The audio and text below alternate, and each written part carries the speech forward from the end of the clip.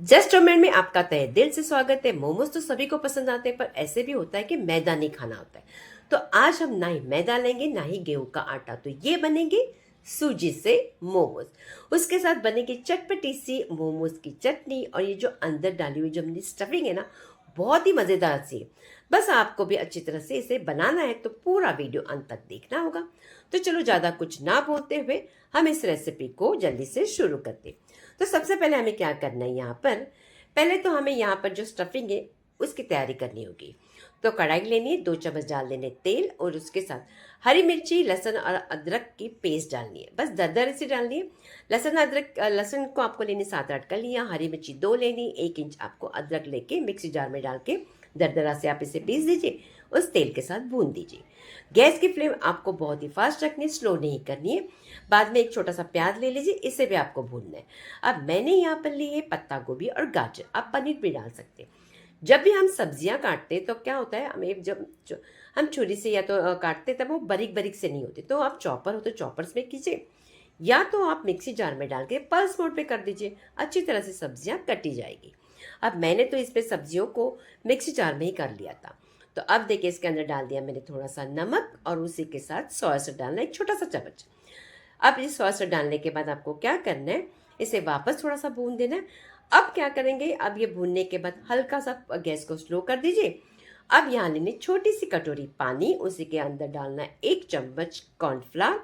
अच्छी तरह से गुठलियाँ तोड़ते हुए इसे अच्छी तरह से मिक्स कर दीजिए, ताकि कोई भी गुठली ना आवे। और ये मिश्रण आपको डालना है सब्जियों में। वापस गैस को फास्ट करनी है, और आपको अच्छी तरह से इसे मिक्स कर देना है। कॉर्नफ्लावर डालने से क्या होता है, हमारी जो स्टफिंग है ना, ये बहुत ही बाइंडिंग अच्छी बनेगी। स्टफिंग हमें जब मोमोज में डालेंगे कोई प्रॉब्लम नहीं आएगी, बाहर भी नहीं निकलेगी। अब यहाँ मैंने डाला चिली सॉस, उसी के साथ डाल देते हैं यहाँ पर थोड़ी सी काली मिर्च का पाउडर। और बस अब बाद में हमें इसके अंदर थोड़ा सा धनिया डाल के हमें वापस इससे कॉर्नफ्लावर को कच्चापन नहीं आना चाहिए, इसके लिए अच्छी तरह से भून दीजिए। अब ये हमारी बहुत ही मज़ेदार सी स्टफिंग रेडी होती है। अगर आप बाहर से मोमोज खाएंगे भी तो आपको ऐसी स्टफिंग नहीं मिलेगी। आप एक बार ट्राई कर लीजिए, बहुत ही मज़ेदार लगती है। अब यहाँ स्टफिंग हो गई, इस साइड में रख दिया। अब बनाते हैं हम मोमोज की चटनी। यहाँ पे मैंने 2 बड़े टमाटर लिए हुए, उसी के साथ यहाँ लेते थोड़ा सा पानी। पानी उतना ही लेना है जितना हमारे टमाटर भीग जाए। और उसी के साथ हमें लेनी बेर की मिर्ची 4 डाल दीजिए, और स्वादानुसार नमक डाल के आपको इसको ढक्कन लगा के स्लो फ्लेम पर रख दीजिए। बस ये ज़्यादा से ज़्यादा 5 या 6 मिनट में हमारे टमाटर गल जाएंगे। और इसके जो छिलके हैं ना, उसे आपको सभी को निकाल देना है, छिलके की आपको ज़रूरत नहीं। बाद में हम डालेंगे इसके अंदर भी कॉर्नफ्लावर। अब कॉर्नफ्लावर यहाँ पर भी आपको कैसे डालना है, छोटी सी कटोरी पानी लेना है, और यहाँ पर कॉर्नफ्लावर आपको बस 1 चम्मच छोटा डालना है, बस ज़्यादा बड़ा नहीं। वापस इसे इस तरह से मिक्स करके इस कॉर्नफ्लावर को भी इसमें डालना है, स्लरी को। उससे क्या होगा, हमारी चटनी और अच्छी से बने, उसके गाढ़ी से होगी, पानी पानी से छूटेगा नहीं। अब उसके बाद डाल देते हैं इसे थोड़ा सा, हमने कॉर्नफ्लावर डाला था, इसके ढक के रख दिया था ताकि पक जाए। अब डाल देते हैं शक्कर, आधा चम्मच। अब इसे वापस थोड़ा सा 1 या 2 सेकंड के लिए उसको उबाल देते हैं, ताकि शक्कर भी पिघल जाए अच्छी तरह से। ये चटनी का बैटर तो हो गया। ठंडा करना है, मिक्सी जार में डालना है, बिना पानी डाले आपको इसको चटनी को हमें ग्राइंड कर देना है। तो देखिए, यहाँ पर मैंने इसे ग्राइंड कर दिया। अब क्या कर देते हैं, अब इसको हम ना, इसके अंदर आप या पिज़्ज़ा सीजनिंग डाल सकते हैं, या तो आपको चाहिए तो ऑरिगेनो डाल सकते हैं अगर पिज़्ज़ा सीजनिंग ना हो तो। और बाद में हम डालेंगे इसके ऊपर तड़का। पैन लेना है, तेल डालना है, उसके अंदर गर्म होते ही हमने लहसुन की कलियाँ 10-12 लेके बारीक बारीक से काटिए, हल्का सा इसे पिंक जिससे आ जाए भून लीजिए। और बाद में इस लहसुन के तड़के को हम डालेंगे उस चटनी में। जैसे हम मोमोज की चटनी बाहर खाते, आपको स्वाद वही देने वाला है। ये बहुत ही टेस्टी लगती है, और मोमोज के साथ तो बहुत ही मज़ेदार। अब चटनी भी बन गई है, हमने जो स्टफिंग करनी थी वो भी रेडी हो गई है। अब क्या करते, आटा लगा लेते। अब आटा लगाते वक्त आपको क्या करना है, यहाँ पर हम आटा लगाएंगे, मतलब हम लेंगे सूजी। अब सूजी लेते वक्त आपको बारीक सूजी लेनी। अगर आपके पास बारीक सूजी ना हो तो आप मोटी सूजी को मिक्सी जार में डाल के एकदम फाइन पाउडर सा कर दीजिए। यहाँ पर 1 कप लिया मैंने। हल्का सा यहाँ पर स्वादानुसार जरा सा नमक डाल दीजिए। बाद में डाल देते 1 चम्मच छोटा सा तेल। और उसी के बाद आपको इसको अच्छी तरह से तेल के साथ इस आटे को अच्छी तरह से मिक्स कर देना है। अच्छी तरह से नमक को उसके अंदर मिक्स हो जाए। और बाद में आपको पानी आपको डालते वक्त थोड़ा थोड़ा सा पानी डाल के आटे को लगाना है। इतना ध्यान ज़रूर रखना है कि आपको इस आटे को पतला नहीं करना है, ना ही बहुत टाइट करना है। एकदम बहुत ही ना सॉफ्ट ना बहुत टाइट, इस तरह से आटा लगाना है ताकि आपको बेलते वक्त कोई भी दिक्कत ना आए। देखो आपको पता ही लग रहा है कि मैंने किस तरह से आटा लगाया। बस इस तरह से आटा लगाना है, इसको कोई रेस्ट देने की ज़रूरत नहीं है।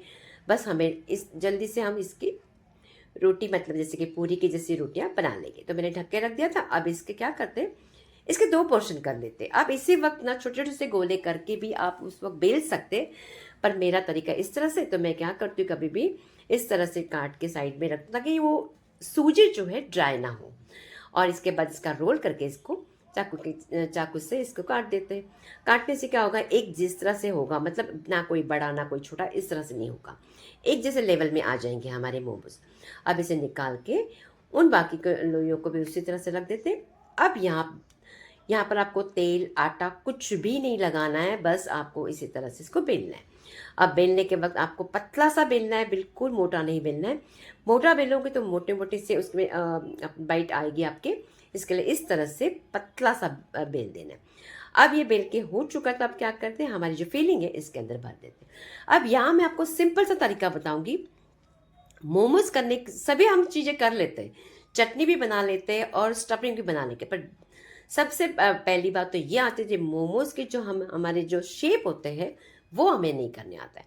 कोई बात नहीं, आपको एक आसान सा तरीका बता देती हूँ। इस तरह से जैसे हम भुजिया बनाते उस तरह से आपको इस तरह से करके दबा देना आगे से। देखो मैंने भुजिया की तरह जैसे किया, आप इस तरह से भी आप कर सकते हैं मोमोज, पर आपको मैं आप और आगे बताती हूँ क्या करना है।